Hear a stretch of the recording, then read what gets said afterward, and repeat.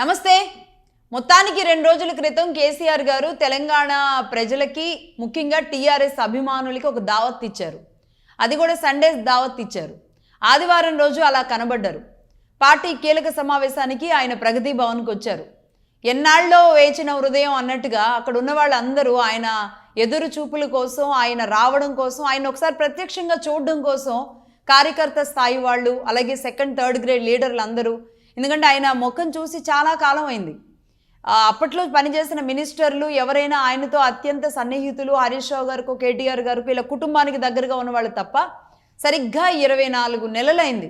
ఒక్కసారి ఓటమి, ఆ ఓటమి తర్వాత ఆయన ఎర్రవల్లి ఫామ్ హౌస్లో కాలు జారి పడడం, ఆ తర్వాత బేగంపేటలోని యశోద హాస్పిటల్లో అడ్మిట్ అవ్వడం, ఆయన చికిత్స తీసుకోవడం, ఆయన అనారోగ్య పరిస్థితులు, అసలు ఆయనకు సంబంధించిన ఏ డేటా కూడా బయటికి రాని సిచ్యువేషన్.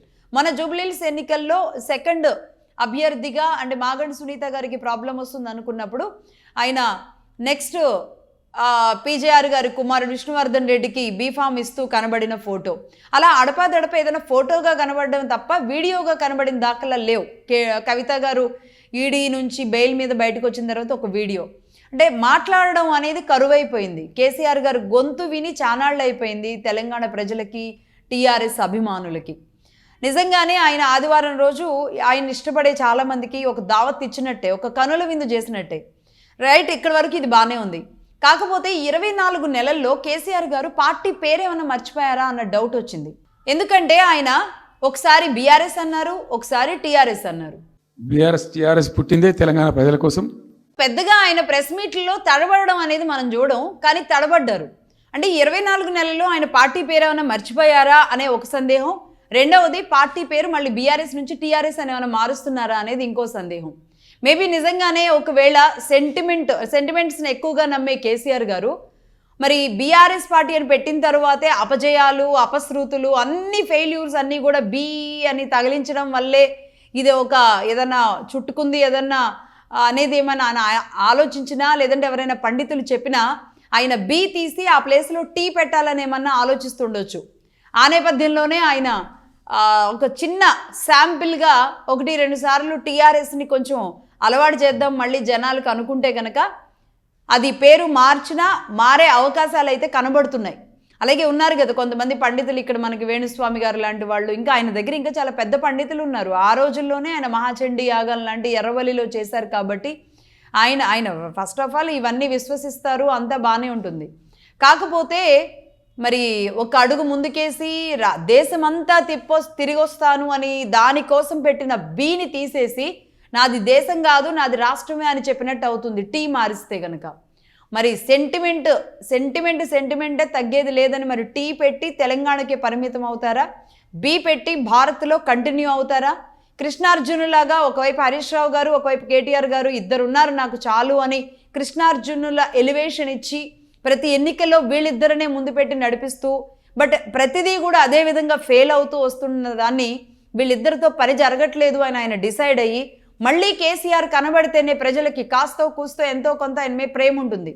బట్ మొదటి 5 ఏళ్ల తర్వాత ఆయన ఒక రిక్వెస్ట్ చేసుకుంటూ ప్రజల్లోకి వెళ్ళారు కాబట్టి రెండోసారి గెలిచారు. బట్ మూడోసారి ఎందుకో అది జరగలేదు. రేవంత్ రెడ్డి గారి రూపంలో కేసీఆర్ గారికి పెద్ద అగాధం అన్నమాట తెలంగాణలో. ఇంకెవ్వరు కేసీఆర్ తర్వాత ఇంకెవ్వరూ లేరు, ఉంటే గింటే హరీష్ రావు గారో కేటీఆర్ గారో అనుకున్న దానికి, అంటే ఇంకెవ్వరినో కూడా ఈటెల లాంటి వాళ్ళు లేదు ఇంకెవ్వరినో కూడా ఎలివేషన్ ఇవ్వరు, వాళ్ళు వాళ్ళ కుటుంబంలోనే అనుకుంటే కనుక వాళ్ళిద్దరే ఉన్నారు. కానీ రేవంత్ రెడ్డి గారి రూపంలో అతి పెద్ద అగాధం అనేది బీఆర్ఎస్ పార్టీకి తగిలింది, కేసీఆర్ గారికి తగిలింది. సో మొత్తానికి దీని నుంచి ఆయన బయటికి రావడానికి చేసే ప్రయత్నాల్లో భాగంగా ఆయన ఏమైనా ఇలా మాట్లాడారేమో చూడాలి. అలాగే జర్నలిస్టులు కూడా, అంటే రాహుల్ అనే పేరుని ఆయన చమత్కరిస్తూ ఉంటారు, ఆ పేరుతోనే ఆయన బాగా ట్రోల్ అవుతూ ఉంటారు. కాబట్టి మళ్ళీ నేను వస్తూనే ఉంటాను, ఇక అడక్కయ్య రాహుల్ అందరూ మళ్ళీ నన్ను తిడతారు అనేది కూడా ఏదో అన్నారు. అలాగే నన్ను కేసీఆర్ సచ్చుడు అని అందరూ అంటున్నారు. అంటే సరే పొలిటికల్గా ఎవరెవరు ఏమన్నారో తెలియదు, కానీ కేసీఆర్ గారు పడిపోగానే మాత్రం అటు రేవంత్ రెడ్డి గారు, ఇటు జగన్మోహన్ రెడ్డి గారి కంటే ముందుగా చంద్రబాబు నాయుడు గారు హుటాహుటిన వచ్చి పరామర్శించి పలకరించి వెళ్ళడం అనేది జరిగింది.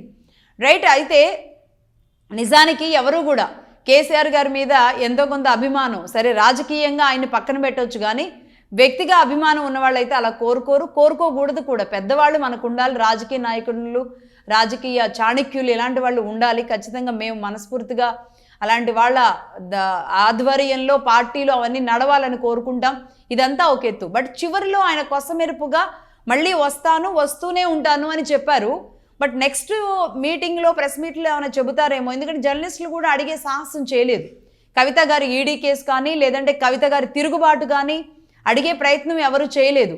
ఒకవైపు బిడ్డ ఇలా చలరేగిపోతూ విమర్శలు చేస్తూ ఉన్న నేపథ్యంలో కేసీఆర్ గారు ఇప్పుడు బయటకు వచ్చి కవిత మీద మరి ఇదే స్థాయిలో మరి ఈయన కూడా కౌంటర్లు ఇస్తే గనక గతంలో మనం ఎప్పుడూ చూడని, తెలుగు రాజకీయాల్లో అసలు తెలియని పరిస్థితులన్నీ భవిష్యత్తులో చూసే అవకాశం ఉంటుందా? నిజంగా ఇదొక విపత్కర, విషాదకర సన్నివేశంగా ఏమైనా మారుతుందా అనేది అయితే అర్థం కావట్లేదు. సో మొత్తంగా కేసీఆర్ గారు బయటకు వచ్చి ఎవరి మీద బాణాలు ఎక్కువ పెడతారు? అంటే అధికారంలో ఉన్న కాంగ్రెస్ మీద పెడతారా, లేదంటే సొంత పార్టీలో ఉన్న ఇంకెవరి మీదైనా పెడతారా, లేదంటే పక్క రాష్ట్రం మీద పెడతారా, సొంత బిడ్డ మీద పెడతారా? రేపు ఆయన బయటకు వస్తే ఎవరి మీద ఆయన బాణం ఎక్కువ పెడతారు, ఎవరి గురించి విమర్శలు చేస్తారు, ఎవరిని టార్గెట్ చేస్తారు, పార్టీని ఎలా నడుపుతారు, ఆయన ప్రణాళికలు ఏంటి, మళ్ళీ నేనొస్తేనే ఇది ముందుకెళ్తుంది తప్ప అని డిసైడ్ అవుతారా? లేదా చంద్రబాబు నాయుడు గారు లాంటి వాళ్ళు ఆ వయసులో కూడా ఈరోజు ఇంత కష్టపడుతున్నారు కాబట్టి ఈయన కూడా మొత్తం శక్తులన్నీ కూడగట్టుకొని బలవంతంగా వచ్చారా? ఇవన్నీ కూడా మరి భవిష్యత్తే తెలియజేసే అవకాశాలు ఉంటాయి. But we should wait and see.